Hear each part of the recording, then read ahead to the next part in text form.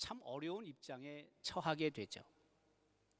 특별히 남유다는 바벨론의 세 차례의 침공을 받아서 결국에 멸망당합니다. 우리가 알고 있듯이 남유다 백성들 예루살렘 함락뿐만이 아니라 예루살렘 성전까지도 무너지죠. 포로로 잡혀가죠. 하나님께서 특별하게 선택하신 백성이 어떻게 그런 일이 일어날 수 있겠습니까? 하나님의 부재, 하나님의 존재를 느끼지 못하는 순간을 남유다 백성은 맞습니다. 바벨론에서 무려 70년 동안 이스라엘 백성은 생활합니다. 역시 그 속에서도 그들은 하나님의 존재를 아마 의심했을지 모릅니다. 그래서 오늘 본문 기록에 의하면 하나님은 스스로 숨어 계시는 분이시다 라고 이사야 선지자가 아마 고백하고 있다고 생각합니다. 사실 하나님은 숨어 계시지 않습니다. 언제나 하나님은 우리 삶의 현장에 계십니다. 숨어 계시는 하나님은 신학적인 굉장히 중요한 주제이기도 합니다. 숨어 계시는 하나님, 라틴어로는 데우스 아브스콘디투스라고 합니다. 반대로 하나님은 스스로 나타내시는 분, 계시하시는 분, 하나님의 임재라고도 하는데요, 데우스 레벨라투스라고도 합니다. 하나님은 숨어 계시지 않고 언제나 어느 곳에나 계시죠. 하나님은 전제하신 분이시다, 하나님은 편재하고 계신 분이시다 라고 보통 말하지만, 그러나 앞서 언급한 것처럼 우리 삶의 자리에서는 하나님의 존재를 우리가 느끼지 못하고 또 경험하지 못하는 순간들이 있습니다. 개인적으로도 그렇고요, 가정적으로도 그렇고, 또 한편으로는 큰 민족의 역사 속에서도 그런 경험들을 하지요. 그러나 설령 하나님께서 숨어 계신다 할지라도, 우리가 하나님의 존재를, 하나님의 임재를 느끼지 못한다 할지라도 하나님은 여전히 우리와 함께 계시고 임마누엘 하시고, 그리고 결국에는 하나님의 뜻을 우리의 삶의 자리에서 나타내 보이시는 분이시죠. 설령 하나님께서 숨어 계신다 할지라도 하나님의 숨겨진 계획이 있고, 하나님의 숨겨진 간섭이 있고, 또한 하나님의 숨겨진 구원의 역사가 분명히 있다는 것이죠. 이스라엘 백성이, 특별히 남유다 백성이 바벨론 포로로 잡혀갑니다. 70년 동안 바벨론에서 생활합니다. 하나님께서 선택하신 백성도 이런 고난에 처할 때가 당연히 있는 거죠. 그렇지만 그 속에 하나님의 숨겨진 계획이 있습니다. 왜냐하면 남유다 백성이 하나님의 말씀을 순종하지 아니하고 우상을 섬기고 하나님을 무시하고 그 불결해졌을 때 하나님께서는 포로 생활을 통해 이스라엘 백성이 좀 더 순결함을 회복하기를 원하셨던 거죠. 순도가 높은 하나님의 백성으로 변화되기를 원하셨던 거죠. 그래서 하나님께서 가슴은 아프시지만 이스라엘 백성, 남유다 백성이 바벨론의 포로로 잡혀가게 하신 거죠. 숨겨진 하나님의 계획이 있으셨다 그겁니다. 그러나 하나님께서는 이스라엘 백성이, 남유다 백성이 비록 바벨론에서 70년 동안 포로 생활하고 있다 할지라도 간섭하십니다. 삶의 자리에 간섭하십니다. 결국에는 우리가 알고 있듯이 바벨론이 페르시아의 멸망을 당하고 페르시아의 초대 왕인 고레스에 의해 남유다 백성이 예루살렘으로 귀환하게 되죠. 구원을 받는다 이겁니다. 여러분 생각해 보십시오. 70년 동안 멀리 있는 다른 나라에서 포로로 생활하던 사람들이 그 포로 생활을 청산하고 본국으로 돌아온다는 것, 이거는 불가능에 가까운 일입니다. 알고 있듯이 우리나라가 일제 치하에서 36년 있었습니다. 광복이 되지 않았으면 어떻게 됐겠습니까? 그냥 일본 사람이 되는 겁니다. 그것보다 2배, 70년 동안 멀리 바벨론에서 포로 생활을 합니다. 예루살렘부터 이스라엘 백성이 바벨론에서 포로 생활하던 그 거리는요, 한 2,000km쯤 됩니다. 직선으로는 올 수가 없어요. 광야가 있기 때문에. 그래서 예루살렘에서 북쪽으로 올라갔다가 남쪽으로 내려와야 돼요. 그게 한 2,000여 킬로 떨어져 있습니다. 그것도 70년 동안 생활합니다. 불가능한 일입니다. 그러나 이스라엘 백성은 설령 하나님이 숨어 계신다라고 생각했는지 모르지만 하나님이 자신들과 함께 동행하고 계시지 않는다고 생각했는지 모르지만 그러나 하나님께서는 숨겨진 계획을 갖고 이스라엘 백성이 좀 더 순결해져서 하나님을 보다 잘 섬기는 사람들로 변화되어 결국에는 하나님께서 구원하셔서 예루살렘으로 돌아오기를 원하셨던 거죠. 하나님은 비록 우리 삶의 자리에 보이지 않는 것 같이 느껴지고 역사하시지 않는 것 같이 느껴진다 할지라도 여전히 그 하나님은 하나님이시고 그 하나님은 숨겨진 계획을 갖고 우리가 더욱 하나님의 백성으로 온전히 서기를 원하고 계신다는 거죠.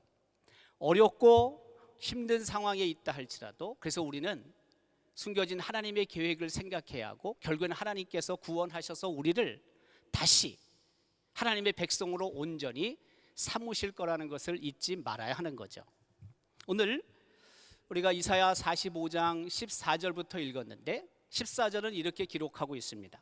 여호와께서 이같이 말씀하시되 애굽의 소득과 구수가 무역한 것과 스바의 장대한 남자들이 내게로 건너와서 내게 속할 것이요 그들이 너를 따를 것이라.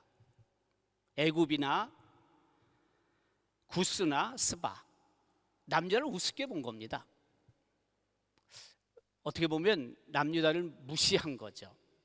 그런데 어떻게 됩니까? 이들이 남유다에게 굴복한다는 것입니다. 하나님께서 그런 숨겨진 계획을 갖고 계신다는 것입니다. 하나님을 인정하지 않은 애굽이나 구스나 스바가 오직 하나님밖에는 없다라고 고백하는 날이 올 것이다라고 이사야 선지자는 말하고 있는 것이지요.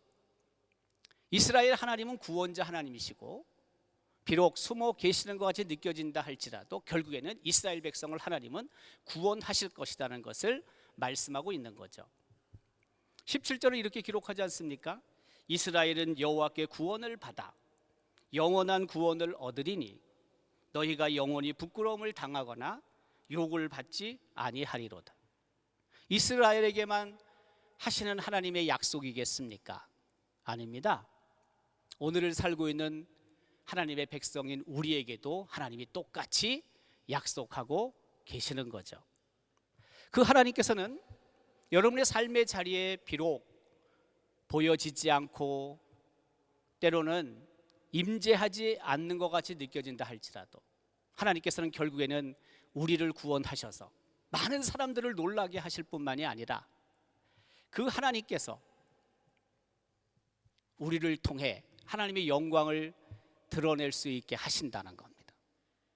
그래서 하나님의 백성은 비록 힘들고 어려운 상황에 놓여 있다 할지라도 그 하나님의 역사, 하나님의 능력을 잠시 잠깐 동안 혹 보지 못하는 순간이 온다 할지라도 그 하나님을 불신하거나 그 하나님의 능력을 의심해서는 안 된다는 겁니다. 앞서 제가 잠깐 언급했는데 제가 미국에서 한 6년여 동안 공부를 하고 또 한인교회를 섬긴 적이 있습니다. 조금 늦게 제가 미국에 공부하러 갔습니다. 우리나라 나이로 만 37세에 갔습니다. 그 가던 해 7월 17일 날 김포에서 제가 비행기를 탔습니다.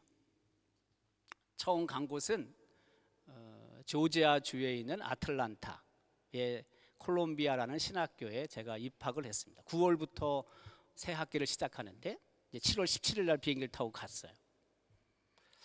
새 학기가 시작이 됐는데 조금 지나서 IMF가 터졌습니다. 여러분 IMF 들어보셨죠? 예. 뭐 나이가 좀 어린 분들은 IMF가 뭔지 모르는데 어쨌든 우리나라가 완전히 파산이 되는 그런 상황이에요. 그래서 미국에서 공부하던 많은 유학생들이 한국으로 들어와야 했습니다. 제가 미국에 갈 때 1달러가 한 800원 채 안 했습니다. 근데 IMF가 터진 후에 1,800원, 1,900원까지 됐습니다. 그럼 어떻게 되겠어요? 혹 한국에서 제게 돈을 좀 보낼 경우에 100만 원을 보내던 것이 IMF 터진 후에는 한 250만 원 붙여야 되는 거예요. 여러분 굉장히 힘든 거죠. 그래서 유학생들 중에 다시 한국으로 귀국한 사람이 많습니다. 그때. 네. 우리나라는 참 힘들었어요. 우리나라 국민들은 참 힘들었어요. IMF가 터진 후에. 근데 저는 오히려 IMF가 제게 큰 은혜의 시간이 됐어요. 왜냐하면 그 학교에서 우리나라가 망하는 것 같이 느껴지니까 제게 관심을 보이기 시작했어요. 그 학교에 한국 학생은 단 2명밖에 없었어요.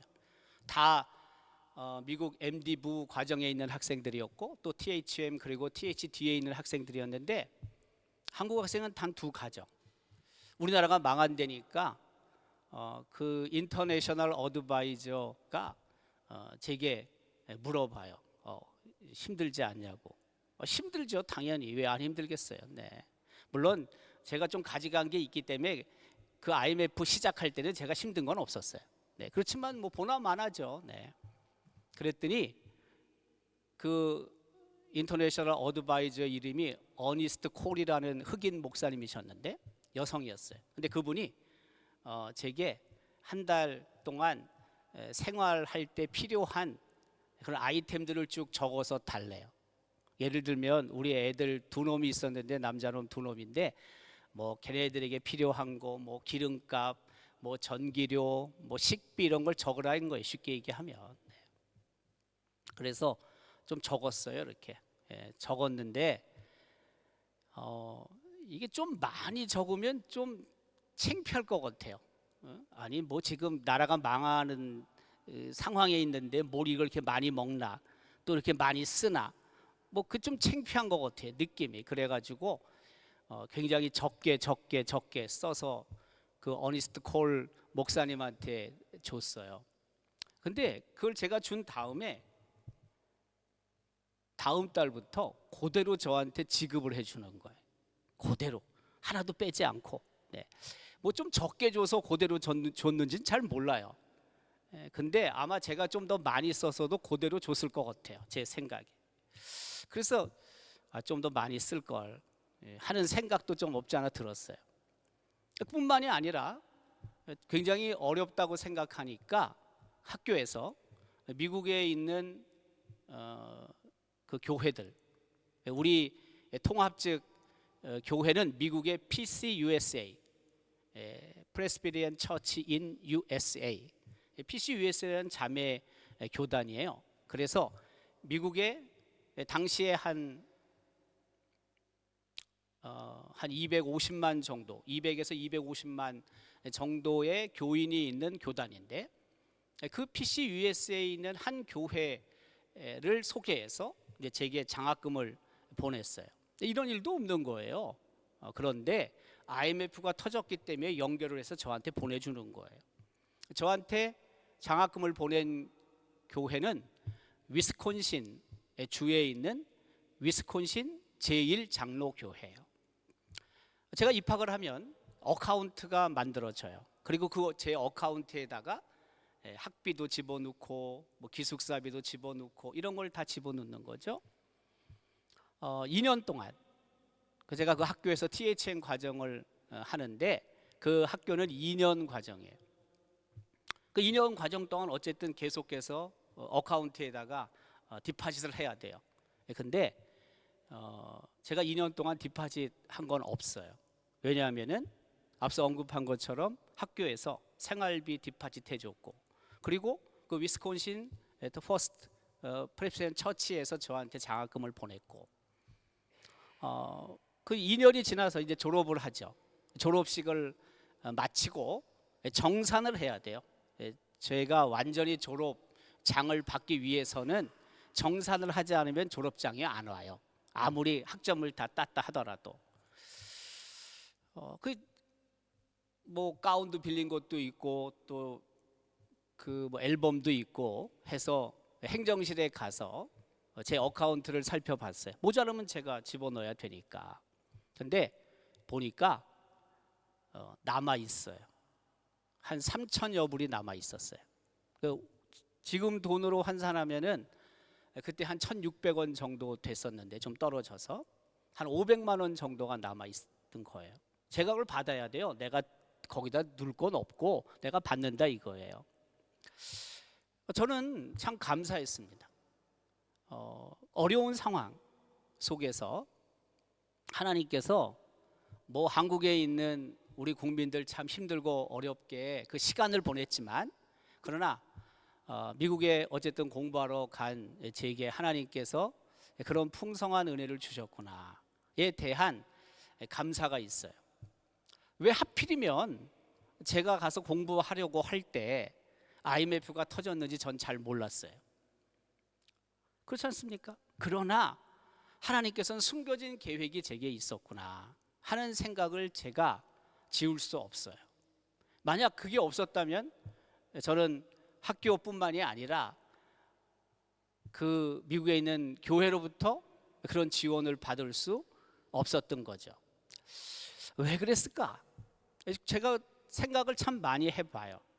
하나님께서 저를 정말 참 사랑하고 계시는구나 하는 생각을 제가 많이 해봐요. 어디서부터 시작이 됐을까?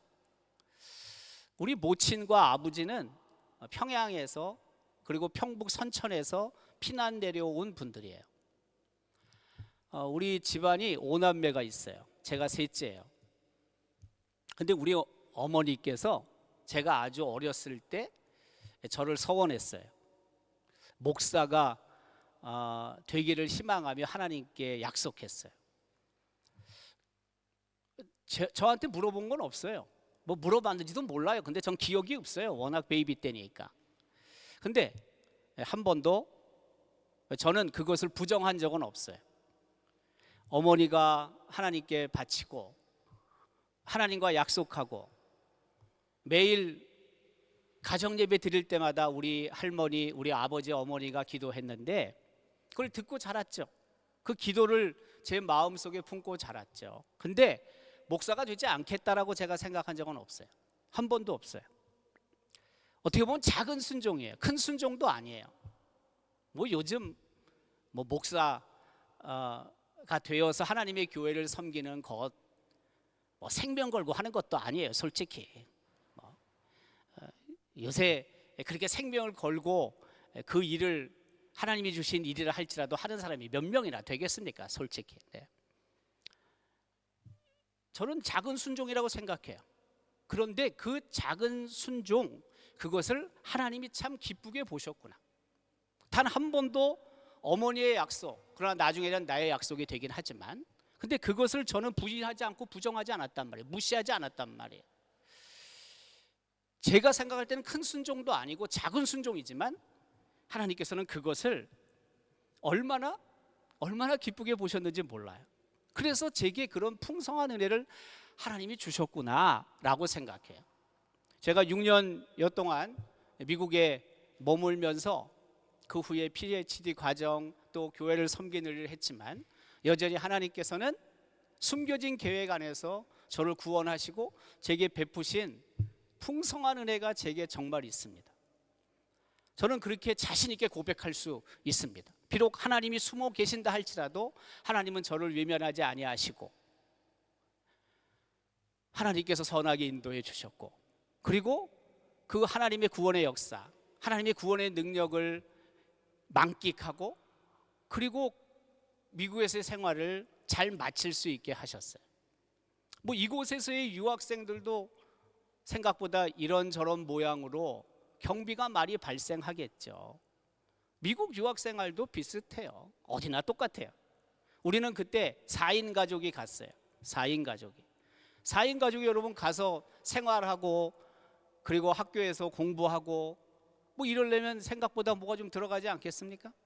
특별히 IMF 시간이 있었고 그것이 어느 정도 정리가 됐다 할지라도 우리나라가 굉장히 힘들었는데, 그럼에도 불구하고 6년의 기간 동안 하나님께서는 제가 공부할 것을 공부하게 하셨고, 그리고 또 경험할 것을 경험하게 하셨고, 결국에는 다시 한국으로 돌아와서 하나님의 교회를 섬길 수 있게 하셨다고요. 그 아틀란타에서 공부를 마치고 제가 LA에 있는 클레몬트라는 신학교로 왔어요. PhD 과정에 공부를 하면서 교회를 제가 또 섬길 수 있는 기회가 왔어요. 근데 당에서 다 결정이 됐어요. 우리 교회가 어른들이 한 250명, 2세들이 한 100여 명 이상 모여서 합치면 400여 명이 주일에 출석하는 교회였어요. 저는 그 교회의 첫 번째 부목사였어요. 첫 번째 부목사. 전임 부목사죠. 풀타임 부목사예요. 근데 그 교회가 청빙 광고를 하고 제가 이력서를 냈어요. 여러 달이 지나서 결정이 됐어요. 제가 처음에 결정이 된 후에 교회에 출근을 했어요. 우리 담임 목사님이 저한테 물어봐요. 여기도 있는지 제가 모르겠는데 미국은 들어가면은 소셜 시크릿 넘버라는 걸 받아요. 우리는 말하면 주민등록 번호와 비슷해요. 그걸 달라고 그래요, 저한테. 그래서 왜 달라고 하시냐고 물어봤더니 세금 보고를 해야 된대요. 세금 보고를. 세금 보고를 다 하는 거예요, 거기서는. 미국에서 유학생들이 만약에 일해가지고 돈을 받으면은요, 그게 알려지면 추방이에요. 유학생은 돈 쓰러 간 사람이에요. 거기서 일하는 사람이 아니에요. 미국에서 유학생들이 돈을 번다는 것은 사실은 불법이에요. 미국 정부가 볼 때는. 돈을 받으면 안 돼요. 만약에 교회에서 제게 사례를 하고 그것이 IRS 미국 세무국에 보고가 되면은 알려지면 저는 추방이에요. 받으면 안 돼요. 저는 몰랐어요. 근데 교회도 몰랐어요. 교회 입장에서는 제가 영주권자인지 알았대요. 청빙 광고 낼 때도 그 교회에서는 영주권자라고 자격 조건을 썼다는 거예요. 근데 제가 볼 때는 영주권자가 없었어요. 그 광고에 없었다고요. 그래서 우리 목사님이 소셜 시큐리티 넘버를 달라고 할 때 제가 여쭤봤더니 그렇게 얘기하는 거예요. 영주권자 아니냐고. 전 영주권자 아니라고. 근데 어떻게 지원했냐고. 제가 지원할 때는 청빙 조건에 영주권자가 없었다고. 그분이 파일을 갖다가 찾았어요. 파일을 봤어요. 근데 진짜 거기에 영주권자라는 게 없었다고요. 교회가 깜짝 놀랐어요. 어떻게 이런 일이 벌어졌는지. 저는 당시에 LA에 나오는 한인신문, 한국일보에 나온 청빙 그 광고를 보고 했었어요. 그걸 그대로 카피한 게 있다고요. 교회가 빠뜨리고 신문사에 보냈는지, 아니면 교회는 제대로 자격 요건을 써서 신문사에 보냈는지 신문사에서 빼뜨렸는지 몰라요. 어쨌든지 간에. 근데 없었다고요. 그래서 저는 그곳에서 교회를 섬길 수 있게 됐어요. 근데 텍스를 보고해야 되기 때문에 제가 학생, 유학생 신분으로는 안 돼요. 다만 합법적인 방법이 있어요. 신학 석사를 한 사람은 그 석사 자격증을 가지고 유사한 일을 할 수 있어요. 신청을 해서 자격을 받으면 할 수 있어요. 그 미국 이민국에 제가 신청을 했어요. OPT라고 불러요. OPT, Optional Practical Training. 제가 한 전공 분야, 신학이죠. 그러니까 교회를 섬길 수 있는 거예요. 음악 한 사람은 석사를 하게 됐으면 혹은 학부를 하게 됐으면은 그 유사한 일을 할 수 있어요. 세금 보고하고 받을 수 있다고요. 합법적인 거예요. 그래서 교회에서 그렇게 해줬다고요. 저는 그것도 그렇게 생각해요. 이민교회에서 정상적으로 세금을 보고하고 그리고 일할 수 있게 된 것, 사역을 할 수 있었던 것, 영주권자가 아님에도 불구하고 영주권을 요구하는 교회에서 일할 수 있게 된 것, 숨어 계시는 하나님께서 제게 그런 특별한 은혜를 주신 거예요. 선물을 주신 거예요. 매사의 삶의 자리에서 이런 하나님의 간섭, 하나님의 개입을 느끼는 거죠. 우리 삶이 그래요. 비단 제게만 그러겠습니까? 여러분의 삶도 마찬가지인 거예요. 찾아보면 너무나 많아요. 우리가 그것을 놓치고 사는 거예요. 우리가 그것을 인정하지 않고 사는 거예요. 그래서 하나님 앞에 감사가 부족한 거예요.